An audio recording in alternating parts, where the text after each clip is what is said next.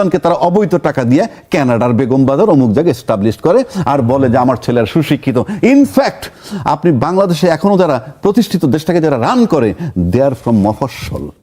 আর কথায় কথায় জুলাইয়ের কথা বলবেন যে জুলাই আমরা যেটা স্বাক্ষর করেছি সেটা বাস্তবায়ন করব, যেটা নোট অফ ডিসেন্টে ভরা এবং ভাইটাল যে জিনিসগুলা সেইগুলাই একমত হয় নাই, বারবার এই কথা বলতেছে। কিন্তু আপনি গণভোটে যাওয়ার পর এই আলাপটা আরেক ধরনের প্রতারণা, কারণ পরে সেটা সরকারের ওই সময়কার সরকারের মূর্খতার কারণে ভুল সিদ্ধান্ত একের পরে একটা না একের পর এক লাগাতার ভুল সিদ্ধান্তের কারণে সেটা হয়ে গেল সরকার পতনের আন্দোলন।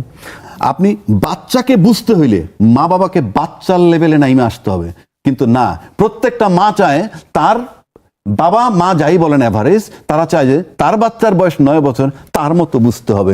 তৌহিদি জনতাকে নিরাপত্তা দেওয়া হচ্ছে কিনা এগুলো তো গভর্নমেন্ট ইনিশিয়েট করেছে। সরকারের একজন প্রেস সেক্রেটারি, সে সিনিয়র সেক্রেটারি পদমর্যাদা একজন ব্যক্তি, সে নিজে বইমেলার মধ্যে একটা ডাস্টবিন বানিয়ে অন্য একজন আগের প্রধানমন্ত্রীর ছবি লাগিয়ে সেটাকে ডাস্টবিন হিসেবে উনি একটা স্বীকৃতি দিয়েছেন। দিয়ে আমাদের আজকের বিষয় ভেতরে বাহিরে অন্তরে অন্তরে, এখন কিসের ভেতর বাহির আমরা সেটা খুঁজে বের করব। এটা কি সংস্কার এবং মানে জুলাই আন্দোলনের ভেতর বাহির, নাকি খালকাটার ভেতর বাহির, ফ্যামিলি কার্ড, বাড়ি ফিরে ঈদে বাড়ি ফিরে যাওয়া, নাকি স্কুলে ভর্তি যুদ্ধ শুরু হওয়ার যে ভেতর বাহির, এগুলোই আমরা আজকে খুঁজে খুঁজে দেখব। আমাদের সাথে আলোচনার জন্য আছেন জ্যেষ্ঠ সাংবাদিক মাসুদ কামাল, উনি এখনো এসে আমাদের ভিতরে পৌঁছননি, তবে কিছুক্ষণের মধ্যে উনি আমাদের সাথে যুক্ত হবেন। আর আছেন অ্যাডভোকেট আবু হেনা রাজ্জাকি, রাজনৈতিক বিশ্লেষক। আপনাকে অনেক অনেক স্বাগত। আমি প্রথমেই যে আলাপটা দিয়ে শুরু করতে চাই, কারণ একটা হয়তো পুরনো আলাপ কিন্তু আবারও সামনে চলে এসছে, কারণ ইউজিসির যিনি সদস্য এবং আন্দোলনের সাথে খুবই ওতপ্রোতভাবে যুক্ত ছিলেন, তিনি হলেন অধ্যাপক তিনি হচ্ছে তানজিমউদ্দিন খান। এই মোহাম্মদ তানজিমউদ্দিন খান একটা প্রসঙ্গ সামনে নিয়ে এসছেন, তা হচ্ছে যে জুলাই আন্দোলনের সময় সংস্কারের প্রস্তাবটি আসলে আন্দোলনের সাথে যুক্ত ছিল কি না। আমি তার ভেতর বাহিরে যে সংস্কার এবং আন্দোলনের সাথে যুক্ত এবং এখন যে সংস্কার বিষয়ক জটিলতা, এই বিষয়ে আলোকপাতের জন্য আমি যেতে চাই অ্যাডভোকেট আবু হেনা রাজ্জাকির কাছে। ধন্যবাদ আপনাকে। আপনার আজকের যে শিরোনাম সেটা হলো ভিতরে বাহিরে অন্তরে অন্তরে। আপনি জানেন যে একটা বিখ্যাত গান আছে, আমার ভিতরে বাহিরে অন্তরে অন্তরে আছে শুধু তুমি। আসলে রুদ্রমোহন শহীদুল্লাহর লেখা। হৃদয় জুড়ে শুধু তুমিই আছো। তা আপনি যদি আজকে ভিতর দিকে দেখেন, ভিতরে কি আছে,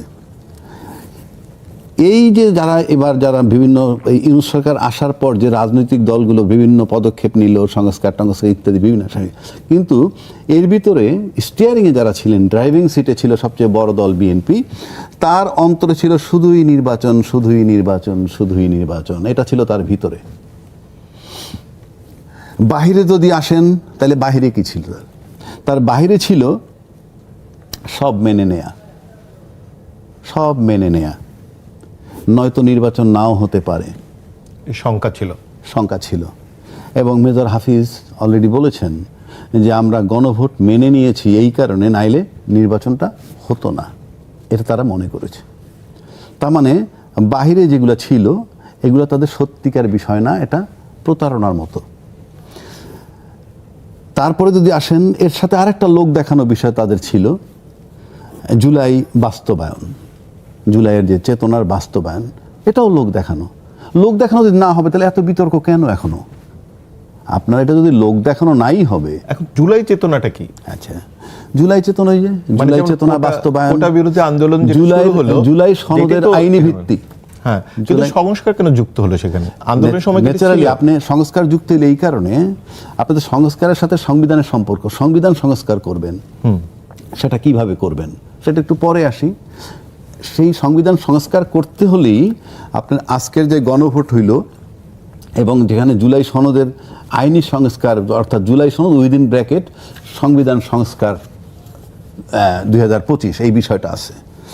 তাহলে আপনার বাহিরে ছিল কি লোক দেখানো, আপনি সবটায় রাজি হবেন আর কথায় কথায় জুলাইয়ের কথা বলবেন যে জুলাই আমরা যেটা স্বাক্ষর করেছি সেটা বাস্তবায়ন করব, যেটা নোট অফ ডিসেন্টে ভরা এবং ভাইটাল যে জিনিসগুলা সেইগুলাই একমত হয় নাই, বারবার এই কথা বলতেছে। কিন্তু আপনি গণভোটে যাওয়ার পর এই আলাপটা আরেক ধরনের প্রতারণা, কারণ আপনাদের ওই যে নোট অফ ডিসেন্ট নিয়ে সিদ্ধান্ত হয় নাই বলেই তো গণভোটে যেতে হয়েছে।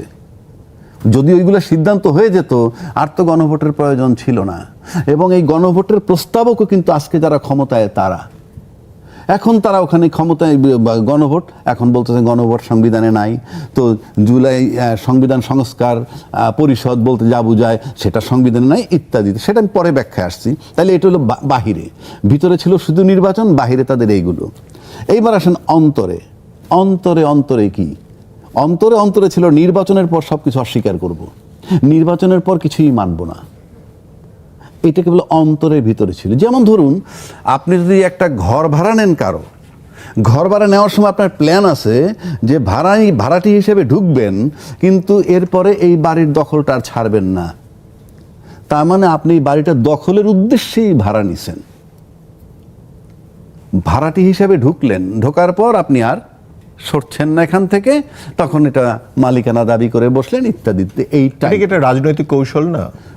এটা তো কৌশল কোনটা? যেই কৌশলে আপনি জনগণের সাথে, জনগণকে বিভ্রান্তিতে পড়বে, জনগণ যেখানে আপনার আস্থা রাইখে যেটা করছিল সেখান থেকে আপনি তো, এটা তো কৌশল এটাকে বলে না, এটা প্রতারণা বলে।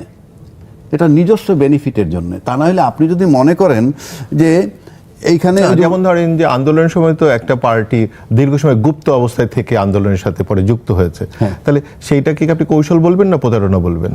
না, গুপ্ত অবস্থায় যেটা করেছে, যাদের কথা বলা হয়, সেটা তো আপনার রাজনৈতিক কৌশল। এখনো তো দেখি টকশোতে অনেকে বলে বিএনপির ভিতরে নাকি গুপ্ত জামাত আছে, বলে। আমি জানি, আমি নামই বলতে পারি। যেমন আমাদের একজন সাংবাদিক আজিজ সাহেব, সিনিয়র, উনি প্রায়ই বলেন বিএনপিতে গুপ্ত জামাত আছে। আমি তাকে বললাম, তো বিএনপিতে গুপ্ত জামাত থাকলে সে তো বিএনপির পক্ষের লোক না, বিপক্ষের লোক। তা আপনি বুঝতেছেন, তো সেগুলো সরান না কেন? এগুলো কতগুলো ভেক্টর ইউজ করে। যেমন কি, প্রশাসনের সব অমুকের লোক, প্রশাসনের সব তমুকের লোক, তো সব লোক প্রশাসনে আমার, আবার নির্বাচন ইঞ্জিনিয়ারিং করছে আমার বিরুদ্ধে, যেমন সেটাই তো। তাহলে এগুলো কতগুলো ভেক্টর ইউজ করে। কিন্তু এখানে এগুলো তো আমাদের কাছে দৃশ্যমান। কেন? গণভোটের কথা বিএনপির আজকের প্রধানমন্ত্রী, তখনকার তারেক রহমান সাহেব, নির্বাচনের আগে তারেক রহমান সাহেব, নির্বাচনের পরে প্রধানমন্ত্রী, তখন উনি কি বলছিলেন? ধানের শীষে যেভাবে ভোট দিবেন ঠিক একইভাবে গণভোটের হায়ের পক্ষে ভোট দিবেন। তো আপনার কথায় সবাই ভোট দিছে, এখন আপনি এখান থেকে সরে যাচ্ছেন। এখন আপনি বলতেছেন এটা সংবিধানে নাই। এইবার আসি, সংবিধানে নাই কি আছে? সংবিধান, নির্বাচন কে দিল? অন্তর্বর্তী সরকার। অন্তর্বর্তী সরকার সংবিধানে নাই, সংবিধানে তত্ত্বাবধায়ক সরকারও নাই, অন্তর্বর্তীকালীন সরকারও নাই, তত্ত্বাবধায়ক সরকারও নাই। নির্বাচন দিলেন অন্তর্বর্তীকালীন সরকার, তাহলে তো সে তো সাংবিধানিক সরকার না। যে সরকারের নামটা ও সংবিধানের মধ্যে নাই, সে তো ওই সংবিধান অপারেট করতে পারে না। না, মানে তারা তো বলেনি যে তারা এটা করবে না, তারা তো বলেছে করবে। কোনটা? মানে সংস্কারের বিষয়গুলো তো তারা করবে, কাজ করবে, এটা তো তারা বলছে সংবিধানের ভিতরে থেকে। না, আপনি করবেন যে আপনার তো সংবিধান সংস্কার পরিষদের সদস্য হিসেবে আপনি তো ওত নেন নাই, আপনি তো ওতটা নেন নাই। সেটা তো সংবিধানের, আপনার বিদ্যমান সংবিধানে তো সেটা নাই। বিদ্যমান সংবিধানে তো আপনার নির্বাচনটাও নাই। আপনি যে 2026-এর ফেব্রুয়ারি নির্বাচন করছেন, সেটা কি সংবিধানে আছে? না, সেটা তো একটা বিশেষ মুহূর্তে, আপনি সেটা তো, ওটা বিশেষ মুহূর্তে মানে কি? মুহূর্তে তো আপনারই হবে। আমি আপনাকে চ্যালেঞ্জ ছুড়ে দিচ্ছি, আপনি যখন সংবিধানের কথা বলেন, সংবিধানের মধ্যে থাকতে হবে। আপনার মন মতো থাকলে তো হবে না। না, এখন ধরেন প্রধানমন্ত্রী নাই, কিছু নাই, তখন সেই রাষ্ট্রটা চলবে কি করে? সেই রাষ্ট্রটার জন্য তো অন্তর্বর্তীকালীন সরকার এসে নির্বাচন একটা দিল ফেব্রুয়ারি 26-এ। এটা অন্তর্বর্তীকালীন সরকার নির্বাচন দিছে। অন্তর্বর্তীকালীন সরকার অ্যাবসলিউট পাওয়ারের অধিকারী ছিল, ওনাকে এই শর্তে আনা হয় নাই যে উনি নির্বাচন দিয়ে চলে যাবেন। এখানে আরেকটা ব্যাপার আপনাকে বলে নি ফাঁকে, আপনি কি খেয়াল আছে কিনা, এই অন্তর্বর্তীকালীন সরকারের কাছে বিএনপি বলছিল যে আমরা ডিসেম্বর 25-এর মধ্যে নির্বাচন চাই। খেয়াল আছে? হ্যাঁ, ডিসেম্বর 25-এর মধ্যে নির্বাচন চাই বলছিল। তার আগে 7 তারিখে বলছিল আমরা 3 মাসের মধ্যে নির্বাচন চাই। তখন কিন্তু ইউনূস সরকার ওত নেন নাই। হ্যাঁ, সেটা তো ধরেন আমি শেষ করি। হ্যাঁ, তাহলে একবার বললেন আপনি 7 তারিখ, কার কাছে বললেন, কার কাছে চাইছিলেন? সরকারই তো নাই তখন। হ্যাঁ, আছে, সরকার ছিল, অন্তর্বর্তী সরকার তো ছিল। ছিল না, অন্তর্বর্তী 8 তারিখে ওত নিছেন। 7 তারিখ তো না, 8 তারিখ নিয়েছে। 8 তারিখে ওত নিছেন, আর উনি তো চাইলেন 7 তারিখে। খেয়াল আছে কামাল ভাই? 7 তারিখ বললেন আমরা 3 মাসের মধ্যে নির্বাচন চাই। হ্যাঁ, সম্মানিত দর্শক, কার কাছে চাইছেন? আমরা একটু করে দেই যে সম্মানিত দর্শক, আমাদের ভিতরে মাসুদ কামাল এসে যুক্ত হয়েছেন। ধন্যবাদ মাসুদ ভাই আমাদের সাথে যুক্ত হওয়ার জন্য। হ্যাঁ, বলেন। অনেকেই বলে যে আমি আমার বিবেচনায় বলছি যে 5 তারিখ থেকে 8 তারিখ পর্যন্ত কোনো সরকার ছিল না। না, সরকার না থাকলে বিএনপি কার কাছে চাইলো 3 মাসের মধ্যে নির্বাচন? আবার ওয়াকারুজ্জামান সাহেব বলছিলেন আমি দেশের দায়িত্ব নিলাম, আপনাদের দায়িত্ব নিলাম। এই যে দায়িত্ব নিলেন এবং তার কাছে চাওয়া হয়েছে, কারণ ইউনূস সরকার তখন আসেন নাই। কিন্তু আমার যেটা কেন্দ্রীয় প্রশ্ন ছিল সেটা হচ্ছে যে জুলাই আন্দোলনের সাথে সংস্কারের যে বিষয়টা, মানে এইটা কি আন্দোলনকালীন সময় ছিল নাকি এটা পরে যুক্ত হলো? আপনি এই সংস্কারটা জুলাই সনদের আলোকে যদি আপনি সংস্কার না করেন, সনদ তো পরে হলো, না কিন্তু আগে সংস্কার যে করতে হবে, সংস্কার করতে হবে, তো সেটা সিদ্ধান্ত নিলে দলমত নিলে সবাই ঐক্যমত আসলো। মানে সেইটাকে আন্দোলনকালীন সময় ছিল কিনা? না না, জুলাই আন্দোলনকালীন সময় এই সংস্কারের প্রশ্নটা ছিল কিনা? না না, জুলাই এটাই হচ্ছে আন্দোলনের সময় সংস্কারের প্রশ্ন ছিল না, তখন তো ছিল সরকারকে হটানো। হ্যাঁ, যেমন সরকারকে হটানোর পরে তার পরবর্তী পদক্ষেপ কি হবে এই হোমওয়ার্ক ছিল বলে আমার কাছে মনে হয় না। সেইটাই, মানে মোহাম্মদ তানজিমউদ্দিন খান এই কথাটাই বলেছেন তার সাক্ষাৎকারে যে জুলাই আন্দোলনের সাথে সংস্কারের কোনো সম্পর্ক ছিল না। এটা বললে তো হবে না, কারণ তার পরবর্তী ধাপগুলো তো আমরা সবাই মেনে নিছি। টাইম টু টাইম যখন সবাই মেনে নিছে তখন তো আপনি এখান থেকে পিছাইতে পারবেন না। আমরা এই যে আমরা যদি কিছু অনিয়ম, একটা তর্কের খাতিরে বলছি, আমরা দুই পক্ষ, কামাল ভাই আর আমি, কিছু অনিয়ম সহকারে কিছু জিনিস আমরা মেনে নিচ্ছি। আমরা যদি দুই পক্ষ মেনে নেই তখন তো আপনি অনিয়মের দোহাই দিয়া পারবেন না। কারণ উনি যে বলছে ওটা তো জুলাইয়ের পরে, আন্দোলনের পর যখন সরকার আসলো, সংস্কার পরিষদ হলো, ঐক্যমত্য পরিষদ হলো, 6 মাস 7 মাস ধরে তারা যাতায়াত করলেন, লেফট রাইট করলেন, সব বুঝলাম। ইউনূস সাহেব অথর্ব সরকার, রাজনীতিবিদ না। রাজনীতিবিদরা বুঝলেন না কেন যে আমরা সংবিধানের বাইরে আছি? একবারও কি আপনি শুনছেন যে এই 7 মাস 8 মাস যে দৌড়ঝাঁপ দিল, একবারও গিয়ে কেউ বলছে ইউনূস সরকারের কাছে যে দেখেন সংবিধান মোতাবেক তো 3 মাসের মধ্যে নির্বাচন, আপনি লেফট রাইট করতেছেন কেন, আপনি নির্বাচন দিয়ে দেন? কেউ কি বলছিল? আমরা এই প্রশ্নটা নিয়ে রাজ্জাক ভাই, আমরা এই প্রশ্নটা নিয়ে একটু মাসুদ কামালের কাছে যেতে চাই যে সংবিধান এবং সংস্কারের বিষয়টা এবং পরে এসে সংস্কার মানে সনদের বিষয়, কিন্তু এই যে মানে আবার তার সাথে হচ্ছে জুলাই আন্দোলন, এর যে ভেতর বাহিরটা কীরকম, মানে আপনার কাছে কি মনে হয় যে প্রশ্নটা আবার সামনে এসছে অনেকদিন পরে? এর সাথে মাসুদ ভাই আরেকটা প্রশ্ন আমি যুক্ত করে নেই, সেটা হচ্ছে যে সোশ্যাল মিডিয়ার যে কমেন্টস বা রিয়াকশনের কতটা মানুষের মতামতকে রিপ্রেজেন্ট করে বলে আপনি মনে করেন? কারণ এরকম একটি প্রশ্ন সামনে নিয়ে আসা হয়েছে যে সালাউদ্দিন সাহেবের একটা বক্তব্যের পরে কতটা হাহা হিহি রিয়েক্ট হয়েছে, কতটা কি রিয়েক্ট হয়েছে, সেটাও খুবই গুরুত্বপূর্ণ ব্যক্তিরা সামনে নিয়ে এসছেন। তো সোশ্যাল মিডিয়াতে হাহা হিহি রিয়াকশনগুলো কীরকম করে কাজ করে, বা সেটারও ভেতর বাহির বা রাজনীতিটা কি, এই দুটো জিনিস। তাই না, এখানে জিনিস দুইটাই, কিন্তু এখানে বিষয়টা কিন্তু অনেক বড়।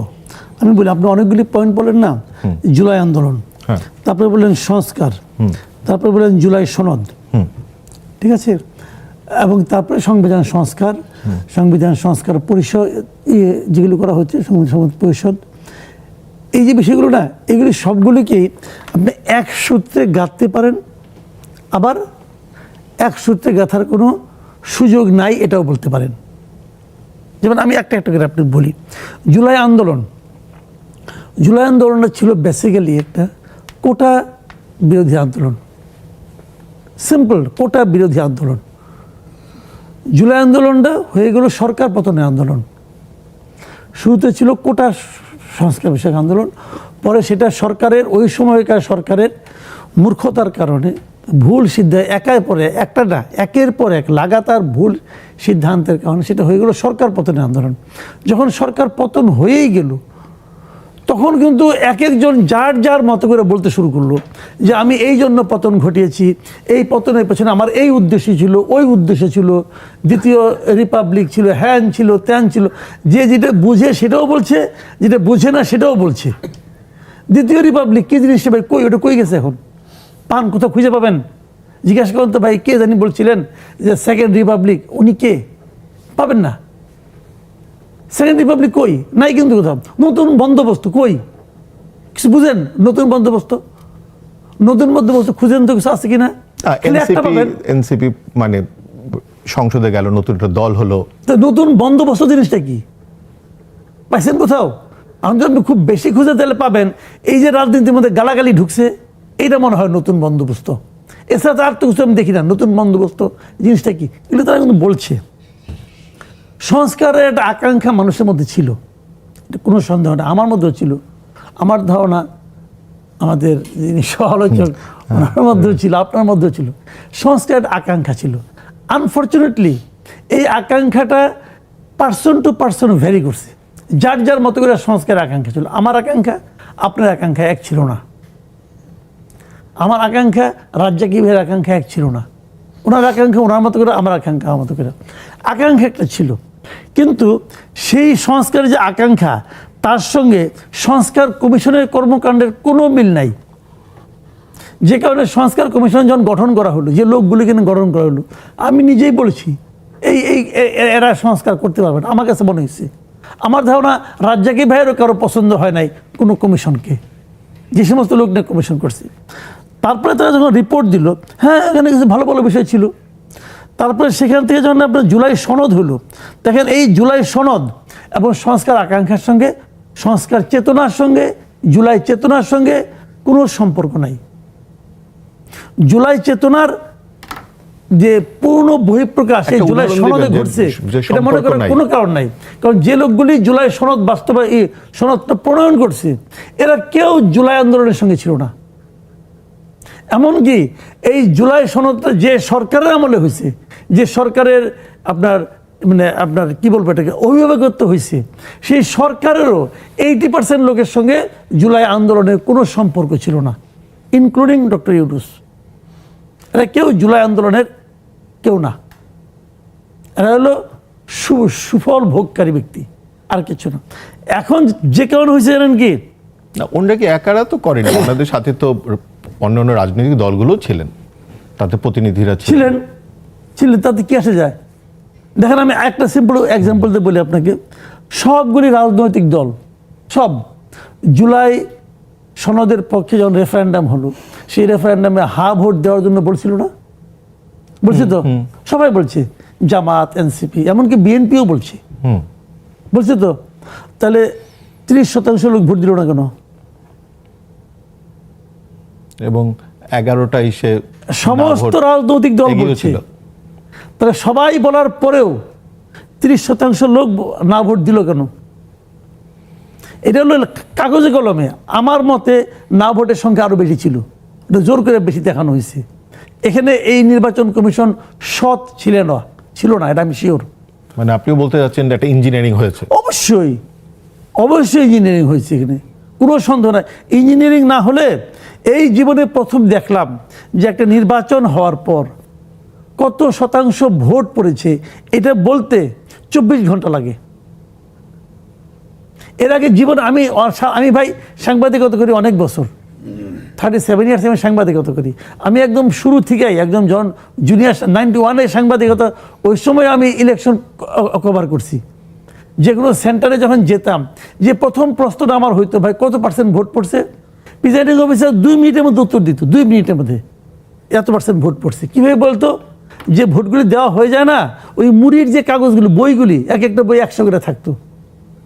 ওই বই, একটা বই যখন শেষ হয়ে যেত, ওই সহকারী প্রিজাইডিং অফিসার ওই বইটা জমা দিয়ে একটা নতুন বই নিত। প্রিজাইডিং অফিসারের কাছে ওই ভোট দেওয়ার পরে ওই মুড়িগুলি থাকতো, ওটা দেখে উনি বলতে পারতেন যে কতগুলি ভোট হয়েছে। ধর ওই কেন্দ্রে 4000 ভোট হয়েছে 800, উনি সঙ্গে সঙ্গে বলে দিতেন 20% ভোট এখন পর্যন্ত কাস্ট হয়েছে। কাজে এইটা বলতে যদি 24 ঘন্টা লাগে, তাহলে বুঝতে হবে এর মধ্যে ম্যাও একটা আছে। আবহেনা রাজ্জাকি ভাই, আপনার কাছে জানতে চাই, একই সাথে শিশুদের যে ট্রমার বিষয়গুলো এবং এগুলো নিয়ে কোনো গবেষণা আছে কিনা বা আছে কিনা? না, মাসুদ ভাই যা বলছে সেগুলো আমি তো একমত এগুলোর সাথে। আমি তার সাথে কিছু অ্যাড করার চেষ্টা করব।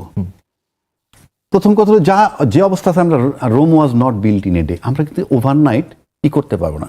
যে জিনিসগুলো আমরা পারি, যেমন ধরেন বড় বড় যে প্রতিষ্ঠানগুলা, সেখানে বাবা মায়ের প্রভাবে, শিক্ষা প্রতিষ্ঠানের প্রভাব আপনার ছাত্রের উপরে পড়ে। কিরকম? সচিবের মেয়ে যেখানে পড়ে, মন্ত্রী এমপির নাতি যেখানে পড়ে, সেখানে যদি আপনার ছাত্র ওখানে পড়ে, কোনো স্কুলে এখানে ঝগড়া বিবাদ অনেক কিছু হইতে পারে। আপনার সন্তানের অপরাধ না থাকলেও ভিকটিম সে হবে। এটা হলো পলিটিশিয়ান এবং আমলাদের যে প্রভাব প্রতিষ্ঠানটার প্রতি, এবং শিক্ষা প্রতিষ্ঠানের লোকগুলো অটোমেটিক ঝুঁকে থাকে রাজনীতিবিদ এবং আমলার দিক। এই জায়গাটায় মানসিকভাবে সরে যেতে হবে, এটা একটা কঠিন জায়গা। আরেকটা বিষয় লক্ষ্য করতে হবে যে 8-9 বছরের বাচ্চাটাকেও 6 বছর দেখায় ভর্তি করানো হয়। ন্যাচারালি এটার একটা ইম্প্যাক্ট পড়ে যার বয়সটা জেনুইন বয়সে যায় তার উপরে। 9 বছর আর 6 বছরের পার্থক্য কিন্তু মারাত্মক ওই টিমে, কিন্তু আমার এই বয়সে এসে আমার বয়স 70 আর একজনের বয়স 85, পার্থক্য নাই, কিন্তু ওই বয়সে এটা পার্থক্য। এগুলাকে একটা জায়গায় নিয়ে যাওয়া দরকার।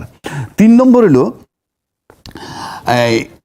আপনার সন্তানের ঝোঁকটা কোথায় সেটা বিবেচনায় নিতে হবে পরিবারের।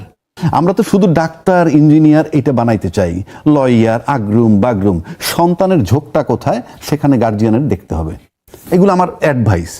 এইবার আসেন, বাচ্চারা কিন্তু অন্যের সাথে তুলনা করে একেবারেই সহ্য করে না। বাংলাদেশের 99% মায়েরা তার সন্তানের বেলায় বারবার বলে অমুকের সন্তান এই রেজাল্ট করছে, তমুকের সন্তান এই রেজাল্ট করছে, তুমি পারো না কেন? ওদের ফ্যাসিলিটি অনেক কম, তোমার ফ্যাসিলিটি অনেক বেশি। তুলনা করতে থাকে। জি, এই তুলনা বাচ্চারা সহ্য করে না। 2 নম্বর আসেন, আপনি বাচ্চাকে বুঝতে হইলে মা বাবাকে বাচ্চার লেভেলে নাইমে আসতে হবে, কিন্তু না, প্রত্যেকটা মা চায় তার বাবা মা যাই বলেন এভারেজ, তারা চায় যে তার বাচ্চার বয়স 9 বছর তার মতো বুঝতে হবে। টোটালি রং, এবং সাইকোলজিক্যালি এটা মারাত্মক হ্যামার করে। এটা গার্জিয়ানদের চিন্তা হবে, হয় বাচ্চার লেভেলে নিয়ে আর নিজেকে নামাইতে পারবা, নয় শুড কিপ সাইলেন্ট, কারণ আজকালকার বাচ্চারা দে আর ভেরি শার্প। 3 নম্বর আসেন, আরেকটা জায়গায় আমি যাই, অনেকেই বলি আমরা আমার ওই যে মাসুদ ভাই যেমন বললো তার বাবা স্কুল শিক্ষক ছিল, কথার কথা, তাহলে আর্থিক একটা সংকট থাকতে পারে ফর এক্সাম্পল, সরকারি চাকরি ছিল, কিন্তু তার তো সেই আর্থিক সংকট নাই, কথার কথা। সে তো তার বাচ্চারে বারবার বলে যে আমি এক কাপড়ে স্কুলে গেছি, ঘরে যা বাসি পান্তা ছিল তাই খেয়ে গেছি। এটা বাচ্চার উপর ইম্প্যাক্ট পড়ে, ব্যাড ইম্প্যাক্ট হয়, কারণ এই বাচ্চাটার তো সেই অবস্থা না, তার অবস্থা বা আমার অবস্থা ওই রকম ছিল, আমার সন্তান সেই অবস্থা না। সুতরাং এই কথার রেফারেন্সটা যৌক্তিক নয়। স্কুলের প্রভাবের চেয়ে বাসায় প্রভাব বেশি পড়ে। কেন বলি? বাচ্চা 24 ঘন্টার মাত্র 6 ঘন্টা যাতায়াত সহ স্কুলে থাকে, বাকি 18 ঘন্টা কিন্তু বাসায় থাকে। সুতরাং বাসাটা এমন জায়গায়, বাসার পরিবেশটা এমন রাখতে হবে প্রত্যেকটা গার্জিয়ানের, তোমার ছেলে তোমার মেয়ে ফার্স্ট হবে, অ্যাবসার্ড নো। এডুকেশন দেওয়া আর ফার্স্ট হওয়া এক জিনিস নয়। কেন বলছি? You may be a bad student, হ্যাঁ, but you may be a very good teacher. You may be a bad father, may be a good husband. You may be a bad person but may be a good neighbour. এই যে জিনিসগুলো আছে এগুলাকে মাথায় রাখতে হবে। শুধু প্রতিষ্ঠান, অফকোর্স প্রতিষ্ঠান তো আমি বললামই, বাংলাদেশের সমস্ত শিক্ষা প্রতিষ্ঠান এখানে রাজনৈতিক এবং আমলাতান্ত্রিক এবং বিজনেস অলিগার্ক মানে ফান্ড, রাজনৈতিক ইনফ্লুয়েন্স এবং যে আমলা ইনফ্লুয়েন্স, এটা মারাত্মকভাবে করে। এবং আপনি দেখবেন এটার খেসারতটা কি জানেন? কোনো রাজনীতিবিদের সন্তানরা খুব বেশি কিছু হয় নাই এডুকেশন, কোনো আমলার সন্তানরা, সচিবের পোলা সচিব হয়েছে, অমুকের পোলা, আপনার রেকর্ড খুব খারাপ, বিকজ ইনজাস্টিস করো যে সেটা তোমার ফ্যামিলিতে পড়ে। এবং এদের প্রত্যেকের সন্তানকে তারা অবৈধ টাকা দিয়ে কানাডার বেগম বাজার অমুক জায়গায় এস্টাবলিশ করে আর বলে যে আমার ছেলেরা সুশিক্ষিত। ইনফ্যাক্ট আপনি বাংলাদেশে এখনো যারা প্রতিষ্ঠিত দেশটাকে যারা রান করে, দে আর ফ্রম মফস্বল। ভোটের ভেতর বাহিরে ছিলাম, কিন্তু একই সাথে আমাদের একটা প্রশ্ন ছিল, তা হচ্ছে সোশ্যাল মিডিয়ার কমেন্টস কতটা গ্রহণযোগ্য হতে পারে, সেখানে হাহার হিহি রিয়াকশন কতটা গ্রহণযোগ্য হবে কি হবে না, তার ভেতর বাহির কি হতে পারে, এটা নিয়ে আমি প্রথমেই যাব আবু হেনা রাজ্জাকির কাছে, তারপরে আমরা যাব মাসুদ কামালের কাছে। ধন্যবাদ আপনাকে এবং আমার সহ-আলোচক মাসুদ কামাল ভাই, আমার প্রিয় একজন মানুষ। কামাল ভাই যে ইঞ্জিনিয়ারিং প্রশ্নটা আনলো, এখন আপনি যদি আমার কাছে বলেন, অফিসিয়াল তো ডকুমেন্ট আমার কাছে নাই, অফিসিয়াল ডকুমেন্ট তার কাছেও নাই, কিন্তু আমরা যদি কিছু প্রেক্ষাপট মিলাই বা কিছু বক্তব্য মিলাই, সৈয়দা রেজওয়ানা হাসান উনি কি বলছেন? উনি আমার জানা মতে প্রথম জামাতের নাম বলছিল, পরে শুনলাম উনি জামাতের কথা বলেন নাই। উনি বলছেন যে উগ্রপন্থী যারা, তারা যাতে মেইন স্ট্রিমে সোজা কথা পাওয়ারে আসতে না পারে, সেটার জন্য যা করার সেটা করেছেন উনি। তার মানে ইঞ্জিনিয়ারিংতে অ্যাডমিটেড। আর ইঞ্জিনিয়ারিং করার পর যখন বিএনপি ক্ষমতা আসছে, তাহলে তো বিএনপিকে ক্ষমতা আনা হয়েছে তার কথা মতে। কারণ আপনি তো ইঞ্জিনিয়ারিং করার মানে কি? ইঞ্জিনিয়ারিং করার মানে কাকে ক্ষমতা আনবেন কাকে আনবেন না সেই সিদ্ধান্ত। এখন উগ্রবাদীকে যদি আপনি না আনতে চান, সেটা তো আপনি অ্যাডমিট করছেন। আবার বলছেন এইটা যে আমি যদি কখনো মবের শিকার হই, তাহলে পরে আমি জামাত এবং শিবির দায়ী থাকবে। তার মানে আপনি উগ্রপন্থী বলতে তাদেরকে মিন করছেন। বিরোধী দল তো তার আর তো কেউ ছিল না। উনি তো, আপনি তো ক্লিয়ার করেন নাই কোন দলটা। এক্ষেত্রে আমার মনে হয় যে আমরা সেটা শেষ করে দিই। মাসুদ ভাইয়ের মনে হয় একটা থাকতে পারে, এটা ছোট টিপ্পনি থাকতে পারে আপনার। না, সেটা উনি নোটে রাখুক। আচ্ছা, তারপরে আসেন ইঞ্জিনিয়ারিং এর কথা যদি আসে, তাহলে ইঞ্জিনিয়ারিং আপনি ইঞ্জিনিয়ারিংটা এডমিট করি যদি আমি, তাহলে ইঞ্জিনিয়ারিং করে বিএনপিকে জেতানো হয়েছে যদি উগ্রবাদীকে ঠেকানো হয়, তাহলে গণভোটকে ইঞ্জিনিয়ারিং করে না জেতানোর কোনো কারণ নাই। কেন? এবং তাতে বিএনপি একমত হবে, কারণ বিএনপি ক্ষমতায় যাওয়ার মধ্যে সে তো ম্যাক্সিমাম ভোট পাইছে, এবং বিএনপির তারেক রহমান সাহেব প্রধানমন্ত্রী, আজকের প্রধানমন্ত্রী, উনি কি বলছেন? গণভোটে ভোট দিবেন। তো গণভোটে ভোট দিলে এবং বিএনপি যদি গণভোটে তারেক রহমান সাহেবের কথায় দিয়ে থাকেন, তাহলে তো হা জিতবে, 1 নম্বর। 2 নম্বর, যদি হা ভোট ফেল করতো, মানে গণভোটটা টোটালি ফেল করতো, আর বিএনপি ক্ষমতায় যেত ইঞ্জিনিয়ারিং এর নামে, তাহলে এস্টাবলিশড হয়ে যেত যে বিএনপি গণভোটে হাতে ভোট দেয় নাই। সুতরাং সেই ইঞ্জিনিয়ারিং এর পার্ট যদি আমি ধরি, তাইলে গণভোটকে জিতাইতে যেমন বাধ্য হয়েছে, একইভাবে বিএনপিকেও ক্ষমতায় নিছে তারা ইঞ্জিনিয়ারিং করে, এবং বিরোধী দলকে ঠেকাইছে। এটা হলো আপনি যদি ইঞ্জিনিয়ারিংটাকে আমরা এডমিট করি, এখানে আর কোনো বিকল্প নাই। যেহেতু ইঞ্জিনিয়ারিং কথাটা আসছে, এবং ইঞ্জিনিয়ার সৈয়দা রেজওয়ানা হাসান সে নিজেও বলছে আমরা উগ্রবাদীকে যাতে মেইন স্ট্রিমে না আসতে পারে সেটার জন্য যা করার আমরা ইঞ্জিনিয়ারিং করেছি। এটা যদি বলে, তাহলে এই ইঞ্জিনিয়ারিং মানে তার মানে নির্বাচনটা, এটা তো শুধু উনি যে উগ্রবাদীদের ক্ষতি করলেন, কথার কথা বলছি। আমার ব্যক্তিগতভাবে প্রশ্ন হইল, উনি কে উগ্রবাদীকে ঠেকানোর জন্য? আপনি তো ভোট দিবেন, ভোটে যদি উগ্রবাদী আসে, আমি তর্কের খাতিরে বলি উগ্রবাদী আসবে, কিন্তু আপনি ঠেকানোর কে? এটা 1 নম্বর। 2 নম্বর, আপনি বিরাট উপকার করছেন রাষ্ট্রের, ভালো কথা, উগ্রবাদীদেরকে ঠেকাইছেন, আপনি ঠেকাইছেন। উগ্রবাদীদের ঠেকানোর মানে আপনি তো শুধু উগ্রবাদীকে যে বঞ্চিত করছেন ক্ষমতায় যাওয়া তা নয়, যারা ক্ষমতায় গেছে সেই নির্বাচনটাকে বিতর্কিত করছেন। আপনি টোটাল নির্বাচনটা বিতর্কিত করছেন, এবং আজকে পর্যন্ত তাকে কেউ কিছু বলছে না। এটা আমার কাছে সবচেয়ে আশ্চর্য একটা বিষয়, হুইচ ইজ ভেরি পেইনফুল। আপনি একটা নির্বাচনকে বিতর্কিত করে দিলেন, এবং আপনি ইঞ্জিনিয়ারিং এর মাধ্যমে ক্ষমতায় এনে দিলেন বিএনপিকে, যেহেতু উগ্রবাদীকে ঠেকাইছেন, এবং একইভাবে আপনি গণভোট হাক জয়যুক্ত করতে হবে। তা নাহলে প্রশ্ন আসবে যে তারেক রহমান সাহেব বলছিলেন প্রধানমন্ত্রী সাহেব ভোট দিতে, তাহলে গণভোট ফেল করে কেমনে? এই সব কিছু যদি আপনি মিলান, এখন এখান থেকে সরে যাওয়ার কোনো পথ নাই, কোনো পথ নাই। এই গণভোটই মেনে নিতে হবে 1 নম্বর। এবং সংস্কার যদি সংবিধানে করতে হয়, তাহলে এইটাই হলো একমাত্র দরজা ঢোকার, অর্থাৎ সংস্কার পরিষদ হিসাবে ওত নিয়ে ওই সংস্কারের নামে আপনি সংবিধানে ঢুকবেন, নাহলে ওই সংবিধান ঢোকার কোনো স্কোপ রাখা হয় নাই। এবং তাদের সময় দেখেন যে মানে মোহাম্মদ তানজিমুদ্দিন খান তাদের সময় ইউজিসির সদস্য, সে বলছে যে গত 1.5 বছর উগ্রপন্থীদের রাজনৈতিক ক্ষমতায়ন হয়েছে। তাহলে এখন এটার সাথে কি করে আপনি মিলাবেন? মানে যে গত 1.5 বছরে উগ্রবাদীদের রাজনৈতিক ক্ষমতায়ন করা হয়েছে, তর্কের ক্ষেত্রে তারটাই ধরে নিলাম যে ক্ষমতায়ন করা হয়েছে, সেটা তো শেষ পর্যন্ত নির্বাচনে ঠেকাই দিল। নির্বাচন ঠেকাই দিচ্ছে না, তার মানে কি ইঞ্জিনিয়ারিং করে তারা ক্ষমতায় চলে যেত, সেটাকে ঠেকানো হয়েছে। উগ্রবাদীদেরকে সৈয়দা রেজওয়ানা ঠেকাইছেন, ভালো কথা। ওনাকে উগ্রবাদীকে ঠেকানোর মানি হচ্ছে যাদেরকে ক্ষমতায় নিয়ে তাদেরকে ক্ষমতায় নিছেন ইঞ্জিনিয়ারিং। মাসুদ ভাই, it is an admission by Rezwana. Masud ভাই কি বলবেন এই বিষয়ে? কোন বিষয়ে? এই যে মানে উনি যে ইঞ্জিনিয়ারের কথা বললেন, আর তার সাথে হচ্ছে যে উগ্রবাদীদের ঠেকানো, রেজওয়ানার বক্তব্য, এবং আরেকটা অভিযোগ হচ্ছে যে মানে গত 1.5 বছর উগ্রপন্থীদের রাজনৈতিক ক্ষমতায়ন হয়েছে। যেটা হয়েছে তো হয়েছে, এটা আসলেই হয়েছে। কারণ এই দেশে স্বাধীনতার পর এই মৌলবাদী যে গোষ্ঠীটা আছে আর কি, তারা এই গত 1.5 বছর মানে ইউনূস সরকারের আমলে যতটুকু আশকারা পেয়েছে, এটা এই স্বাধীনতার পরে পর্যন্ত আর কখনো পায় নাই। সর্বোচ্চ আশকারা এই সময় তারা পেয়েছে। এখন ইউনূস সরকার এই আশকারা এদেরকে কেন দিল, এটা মাথায় রাখেন। দিলই কেউ নেই, ইউনূস সাহেব এভাবেই সারা দেশে একটা ভয়ের রাজত্ব উনি কায়েম করতে চেয়েছিলেন। কারণ ওনার হাতে আর কিছু ছিল না। মানে উনি যে অপকর্মগুলি করেছেন, উনি কিন্তু অনেক অপকর্ম করেছেন।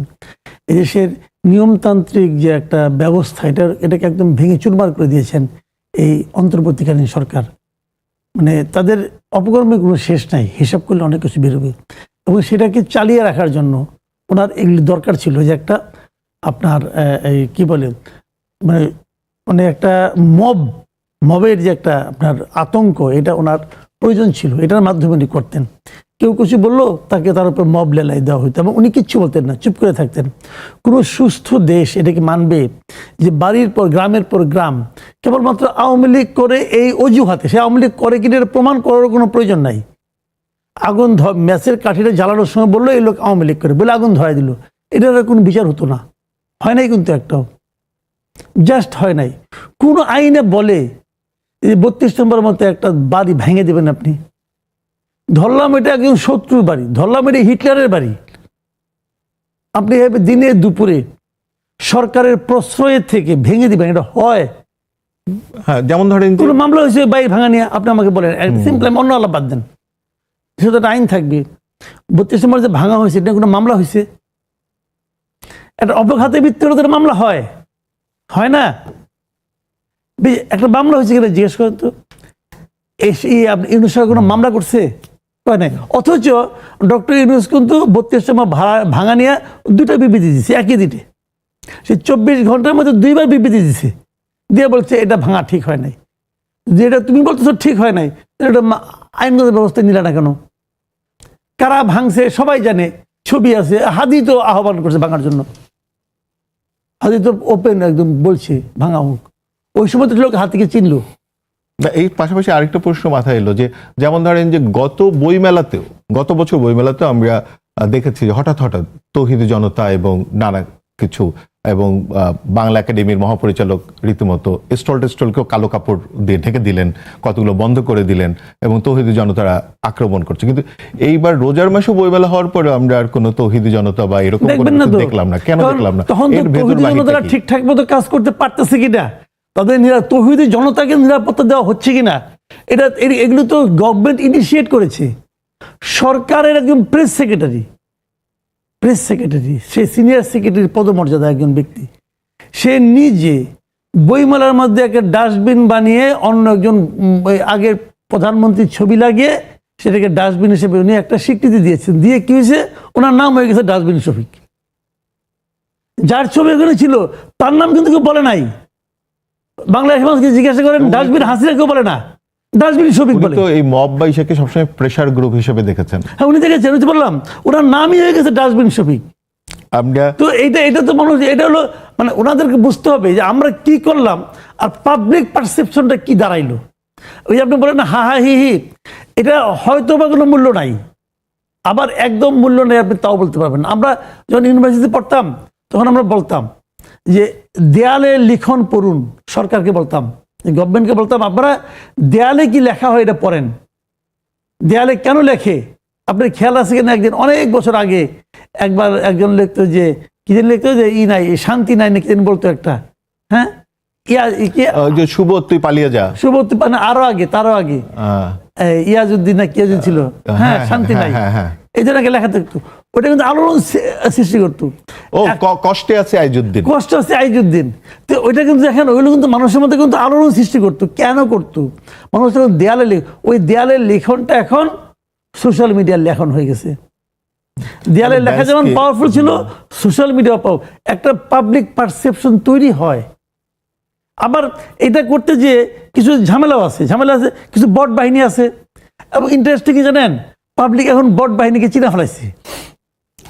পাবলিক বুঝে যে কোনটা বট বাহিনীর কাজ আর কোনটা আসলে কি কাজ, এটাও পাবলিক এখন বুঝে ফেলায়। কাজে এগুলো একদম ভূমিকা নাই তা না, আবার এটার মাধ্যমে সরকার পরিবর্তন হয়ে যায় তাও না। তাই যদি হইতো তাহলে ইলিয়াস এবং পিনাকি এদেশের ক্ষমতা পরিবর্তনের ভূমিকা রাখতে পারে না, কারণ পাবলিক বুঝে ফেলেছে যে কোনটা মোটিভেটেড, কোনটা ধান্দা, কোনটা প্রকৃত পাবলিকের পালস বহন করে, পাবলিক বুঝে ফেলেছে এখন।